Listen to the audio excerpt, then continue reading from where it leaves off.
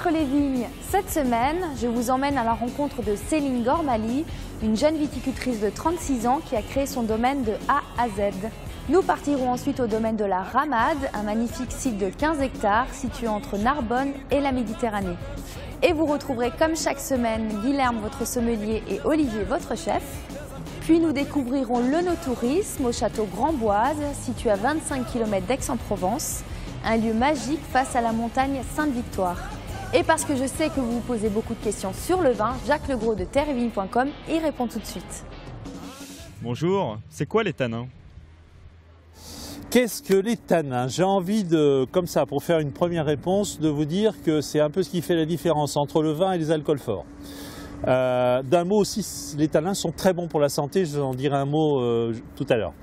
Les tanins, ce sont des substances chimiques qui d'ailleurs n'ont pas d'odeur. Si votre vin a un goût de bouchon, rassurez-vous, ça ne viendra pas des tanins, ça viendra d'autre chose, on en parlera. Ce sont des substances qu'on trouve dans les écorces de nombreux arbres, qu'on trouve aussi dans certaines feuilles, je pense au thé, et qu'on trouve dans certains fruits. Et là, évidemment, je pense directement au raisin, en particulier à la peau du raisin, mais aussi aux pépins et aussi à ce qu'on appelle les rafles. Vous savez, ce sont ces tiges qui unissent les baies en une grappe. Alors ces tanins, ils sont très importants dans la vinification. C'est eux qui vont permettre au vin de vieillir. Au début, quand ils sont jeunes, ils donnent ce qu'on appelle de l'amertume et de l'astringence. C'est pas la même chose. L'amertume, on sait ce que c'est que le goût amer. L'astringence, c'est ce qui donne, vous savez, cette impression de bouche sèche quand on a bu un vin. Et au fil du temps, eh bien, ces tanins vont se fondre, comme on dit, dans le vin. Et puis, quand le vin sera très vieux, ils pourront même s'agglomérer. Les molécules qui constituent les tanins vont s'agglomérer pour former le fameux dépôt qu'on trouve au fond de certaines bouteilles de vin. Alors, on va trouver plus de tanins dans les vins rouges que dans les autres vins. Pourquoi? Parce que la peau va rester en contact plus longtemps avec le jus dans la cuve et lui transmettre plus de ses propriétés. Tous les cépages ne sont pas aussi riches que d'autres en tanins. Par exemple, les plus tanniques des cépages sont le Cabernet Sauvignon. Vous avez aussi le Tannat qui porte bien son nom, Tannat, tanin, mais aussi le Malbec qui est un vin, qui est un cépage extrêmement tannique. Alors pourquoi, je le disais, pourquoi les tanins sont-ils bons pour la santé? Et pourquoi c'est ce qui fait la différence entre le vin et les alcools forts? C'est parce qu'ils contiennent ce qu'on appelle les polyphénols. Les polyphénols sont des antioxydants et ces antioxydants permettent de prévenir un certain nombre de maladies. On pense notamment au cancer, on pense notamment à certaines maladies cardiovasculaires. Donc c'est très important. Les tanins, c'est ce qui fait le vin, c'est ce qui va faire la qualité du vin et c'est ce qui fait que le vin est bon à dose évidemment extrêmement modérée, on ne le redira jamais assez, pour la santé, ce que ne sont pas les alcools forts.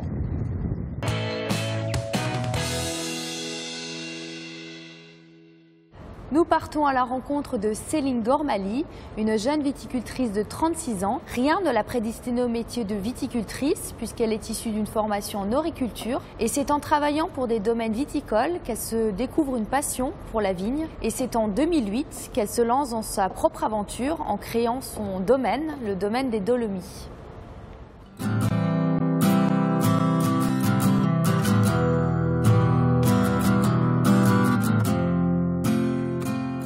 C'était une installation en deux temps. Dans un premier temps, j'étais encore salariée dans d'autres domaines viticoles. J'ai pris un petit peu de vigne, un petit peu moins d'1,50 hectare. Et je me suis installée comme ça progressivement. Je ne suis pas propriétaire du tout de mes vignes et j'ai une parcelle qui a été acquise par Terre de Liens, la foncière. Parallèlement à ça, j'ai mis en place un système de location de cep qui m'a aidé à démarrer.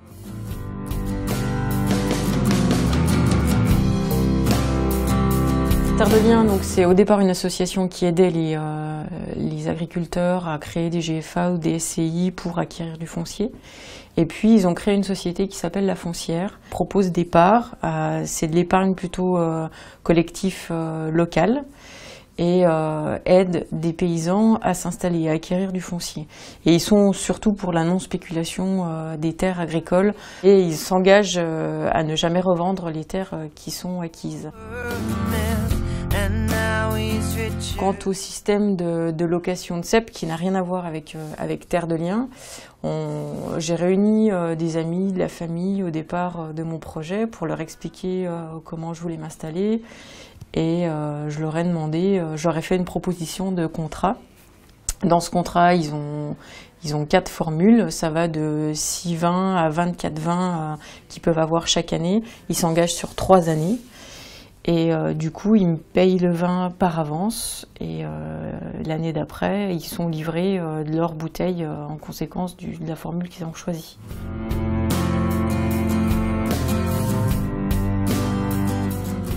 Ça m'a aidé aussi, ça m'a drôlement motivé d'avoir tous ces gens. Et puis bon, l'aspect financier, c'est sûr que c'est important parce que dans tout type agricole, c'est beaucoup d'investissement avant de pouvoir sortir un produit. Humainement, d'avoir du monde derrière soi, c'est important. Et puis, du coup, c'est l'occasion de se faire croiser des gens qui ne se seraient jamais rencontrés autrement. Et c'est aussi ces locataires, comme on les appelle, qui viennent vendanger une partie de la vigne, quoi. On a commencé à presser avec ce pressoir à cliquet, donc manuel. En plus, il a une histoire, le pressoir, parce qu'on l'a récupéré chez les bouchers de notre village qui nous louent une parcelle. Donc c'est Steve, mon mari, qui a refait la cage, le plateau. On a gardé que les fers et puis le plateau qui descend. Il faut bricoler, il faut connaître du... Ouais, du coup, ça fait participer à un tas de gens, quoi. Ça fait appel à du monde. Il y a toujours du coup ce côté sympa de rassembler du monde autour d'un projet, quoi.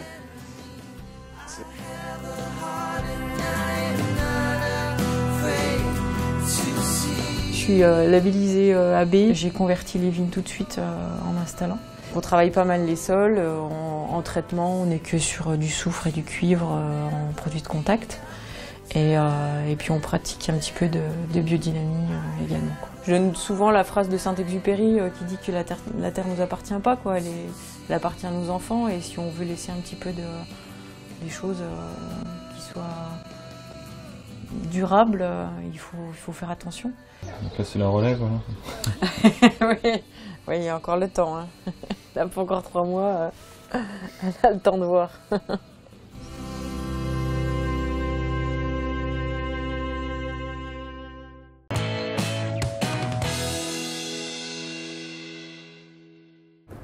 Mais c'est quoi ces bouteilles avec des chaussettes, Guilherme? T'essayes de me tester sur mes connaissances? Alors exactement, mais ça c'est pour, je le réserve pour tout à l'heure. Je voulais d'abord mettre l'accent aujourd'hui parce qu'on trouve beaucoup de choses sur le commerce, et pour avoir une autre approche un peu du vin, côté un peu plus plaisir, décontracté, plutôt que le côté un peu trop connaissance, un peu trop réverbatif. J'ai découvert un jeu il n'y a pas très longtemps, que je vais te montrer tout de suite, c'est le jeu des senteurs.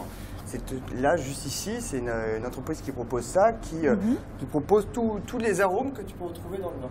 Ah bah c'est intéressant. Donc là, tu en as plus de 54, donc c'est accompagné d'un livret, c'est super bien fait, avec beaucoup d'explications dessus et tout ça. D'ailleurs, je vois que tu as commencé, je voulais te faire travailler un petit peu. Alors, je vais te montrer ça. Dis-moi ce que ça sent, ça. Sans que... Attends. Là, tu vas me dire que tu connais. Bah oui, je connais. Mais t'arrives pas à mettre le nom dessus. Les femmes adorent. Non, je connais, mais je sais pas. Dis-moi. La rose. Ah bah oui. Alors, j'en ai mis aussi quelques... Mais il paraît qu'une fois que tu trouves la senteur, en fait, tu le retrouves rapidement dans le vin, puisqu'on a une mémoire olfactive. Bah c'est ça. On le retrouve facilement. C'est exactement ça. C'est un jeu de connaissances. Ça, t'aimes pas. T'aimes pas ça? Pas du tout. Champignons.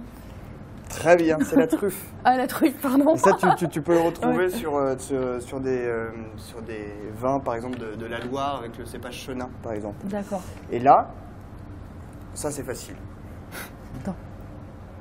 Ah, de la vanille. Exactement. Ah, ça, j'adore. Ça, c'est ce que peut apporter l'élevage en fût de chêne. C'est dans ce côté-là que tu retrouves ce genre d'arôme. Donc, comme tu as pu voir les chaussettes, c'est comme ça qu'on les appelle. Ça permet donc de cacher à nos invités, à nos convives, les bouteilles qu'on est en train de déguster. C'est assez marrant parce qu'à l'aveugle, les gens peuvent partir très loin. Le seul, à la limite, côté un petit peu négatif, c'est que tu vois la fin de la bouteille. Voilà. Moi, ce que mon père faisait à l'époque, il me bandait les yeux. Ah bah justement, tu vois, c'est exactement ce que je voulais te montrer aujourd'hui, c'est que maintenant, il y a aussi des verres teintés. Donc, ça permet donc de perturber vraiment le dégustateur, parce que il y a des moments où tu ne sais pas si tu as affaire à un vin blanc, un vin rouge, un vin rosé, c'est très compliqué. Ouais. D'ailleurs, je t'ai apporté un petit exercice. Hop. Tu veux que je reconnaisse? Exactement. Déjà, c'est pas du vin, hein? Si? Je ne te dis rien, tu me diras par la suite. Bah, je sens du sucre. Un petit peu. Goûte, hein, n'hésite pas. C'est de la grenadine. Bon. Non, mais c'est vrai qu'on pourrait pas... tu sers ça à quelqu'un dans un verre noir, la personne va chercher pendant 10 minutes, mais qu'est-ce que c'est, qu'est-ce que c'est? Et puis finalement, c'est de la grenadine ou... C'était simplement pour faire le petit accent sur le côté... c'est vraiment très perturbant. Ok, merci. Je t'en prie. On part tout de suite au domaine de la Ramade. C'est un domaine du 19e siècle qui est situé entre Narbonne et la Méditerranée. Son vignoble est de 15 hectares et est conduit en agriculture biologique. Regardez.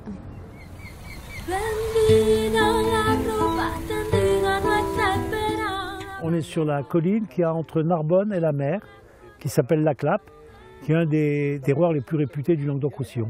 On est dans une région fantastique parce qu'on a été la première colonie romaine en 112 avant Jésus-Christ. Et j'ai eu le déclic parce que je suis venu pour la pêche, parce qu'ici on pêche des thons de 200 kg, pour la chasse. Et puis finalement, le vin ne m'intéressait pas vraiment. Et puis après, je suis, comme dit ma femme, tombé dans la cuve. Et donc je me suis passionné pour ça. Et aujourd'hui, ça me prend 16-17 heures par jour de ma tête. C'est vraiment ce qu'il y a de plus passionnant. D'abord, il y a une culture, il y a des traditions. Et c'est vraiment c'est une seconde jeunesse, quoi. Alors, ce qui m'a motivé, c'est le paysage, c'est l'endroit sauvage, et les arômes de thym, de romarin, de toute la garrigue qui sont, selon les saisons, qui a des puissances différentes.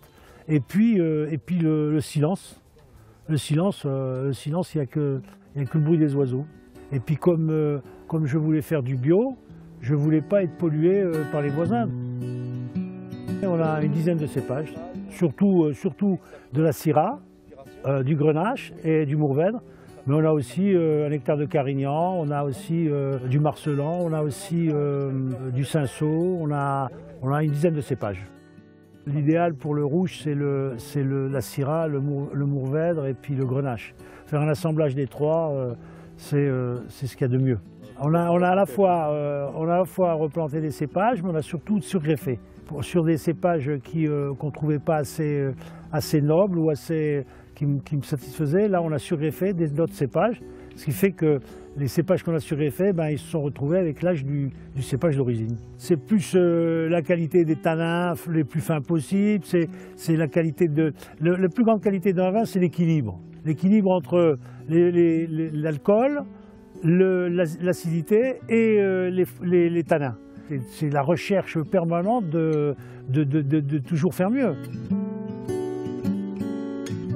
Il a fallu que je fasse pendant 3 ans à la conversion. Puis maintenant, depuis 2012, je suis en bio, complètement bio. C'est plutôt un état d'esprit, une volonté. Hein. J'ai signé la charte Natura 2000, donc pour la protection des animaux et tout ça.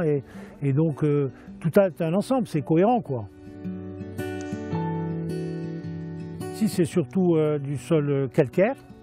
Et là, on est dans une pièce argilo-calcaire. On a des cépages qui sont faits pour ça, qui s'y plaisent bien. Par exemple, le Bourboulinque et le Mourvèdre se plaisent ici. C'est même, on peut dire, on fait même des vins d'anthologie là sur ces cépages.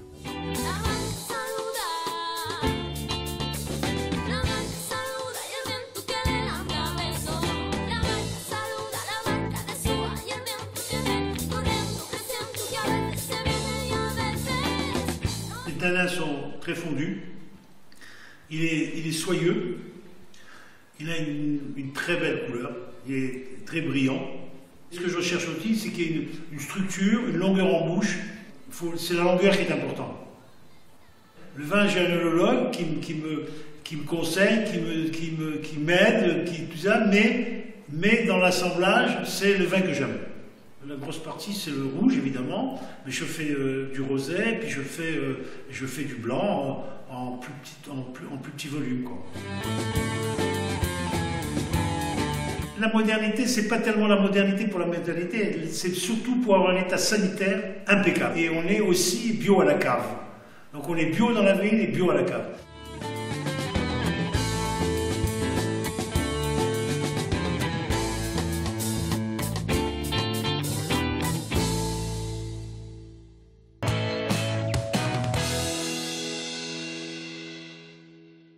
Tiens Olivier, je t'ai apporté le Beaujolais que tu m'as demandé. D'accord.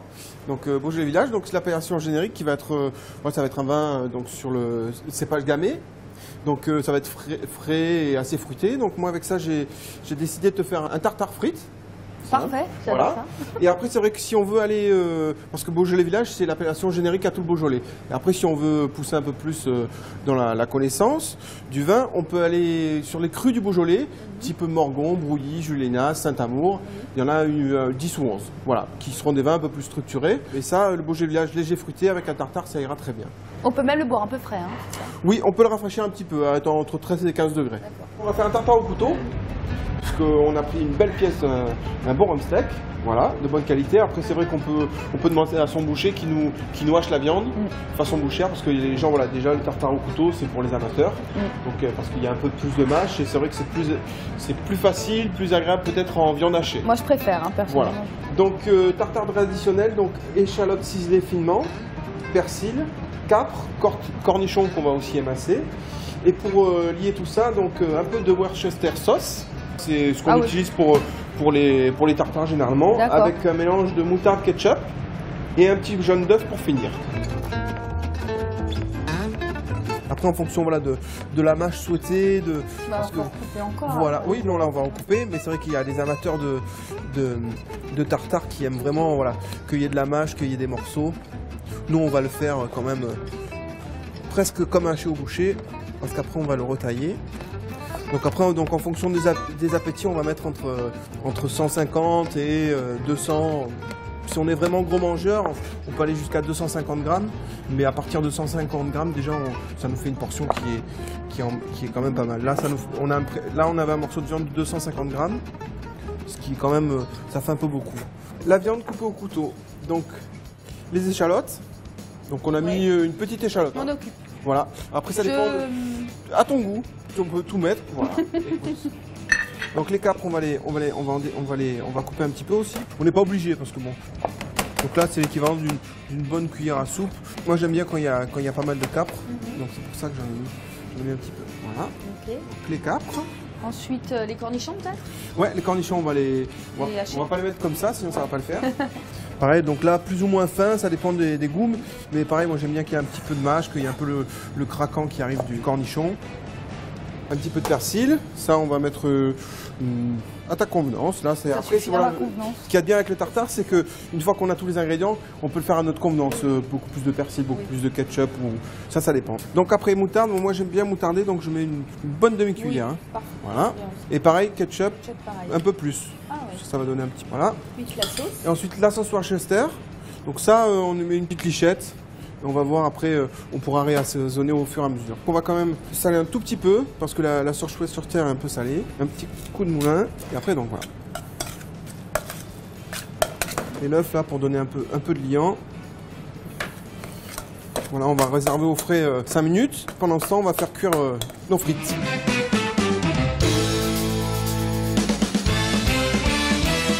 Mais c'est pas des frites, ça? Non, on va essayer de mettre un petit peu comment on va dire, on va essayer de changer un petit peu. Au lieu de faire des frites, on va faire des petits palets comme ça. On peut faire les deux. Voilà, et puis on va faire un petit côté frites tout simple. C'est vrai que là, on va utiliser un bain d'huile traditionnel. Mais après, c'est vrai que pour être rapide et efficace, il existe maintenant les frites au four. Voilà, on les achète congelées. 10 minutes au four, c'est quand même beaucoup plus simple, il n'y a pas l'odeur du gras, des choses comme ça. Après, ça dépend de chacun, du temps et de l'investissement de chacun, tout simplement. Allez, déposez délicatement. Vas-y. Voilà. Attention de ne pas te brûler. Donc là, nos frites sont bien grillées à souhait.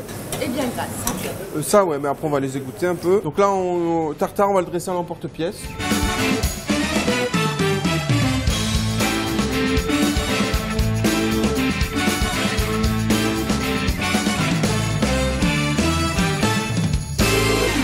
Ouais, aujourd'hui on a choisi avec notre tartare de servir un Beaujolais village, donc un gamay léger fruité, mais c'est vrai qu'on aurait pu partir très bien sur un pinot noir de Bourgogne. D'Alsace aussi d'ailleurs.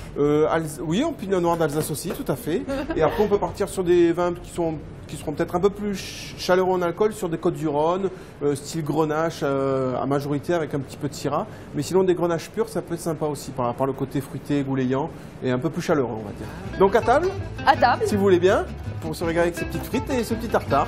Une autre façon de dresser, des petits palets au lieu de faire des frites, voilà, tout simplement. Alors pendant qu'on passe à table, je t'emmène en Provence, au château Grandboise. Le no-tourisme au château Grandboise, c'est synonyme de rêve, de quiétude, de calme et tout ça dans un cadre idyllique. Moi, ça me fait rêver. On y va? Je te suis. C'est parti.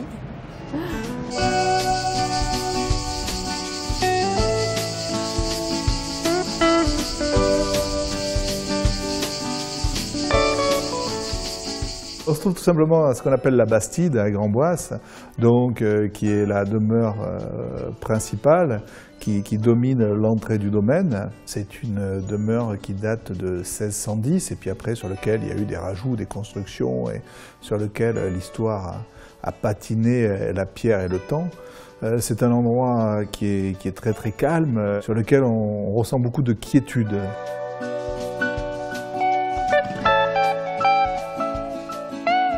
C'est rester dans le monde réel tout en s'y coupant.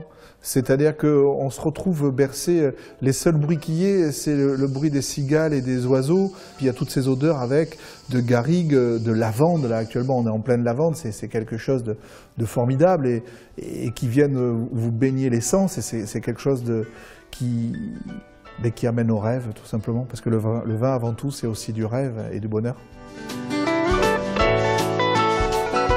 C'est resté dans la même famille, mais on n'a jamais pu connaître le nom exact de la famille. C'est resté à peu près 300 ans dans le même giron. Ensuite, ça a été racheté par une autre famille qui, elle, a développé le vin, qui ont planté donc des vignes. Aujourd'hui, voilà, ça a été racheté par l'actuel propriétaire qui, lui, a redressé tout le domaine et qui s'est plutôt concentré sur le vin et en même temps sur pour les mariages. On peut recevoir 250 personnes.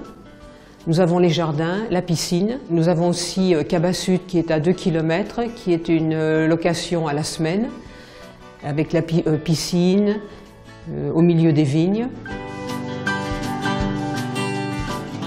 C'est une histoire de partage. Il faut bien que les gens puissent connaître les vins qu'on en élabore. Et on n'est pas la Provence de la côte et méditerranéenne, on est un peu quand même la Provence un peu du centre, et montagneuse, un peu rude. Et pour qu'ils puissent venir, il faut des infrastructures qui les accueillent et qui soient plaisantes. Elles existaient, on ne les a pas construites, elles existaient, on les a juste rénovées et remises en forme. Et puis après, on leur propose aussi tous nos vins, tous ces fruits de la terre qui vont avec. Et c'est vrai que c'est vraiment un esprit de partage, un esprit de sincérité, un esprit où il fait bon vivre et être libre.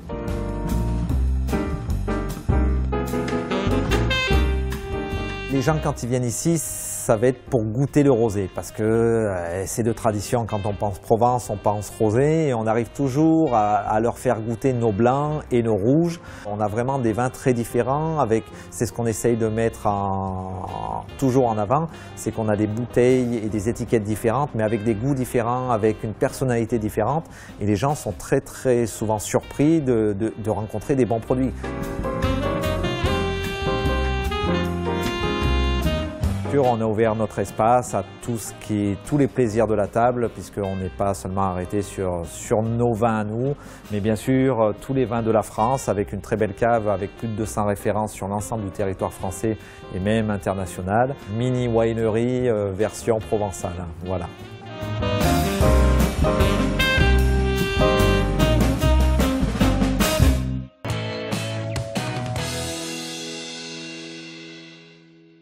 Entre les vignes, c'est fini pour aujourd'hui. Je vous retrouve la semaine prochaine pour un nouveau numéro.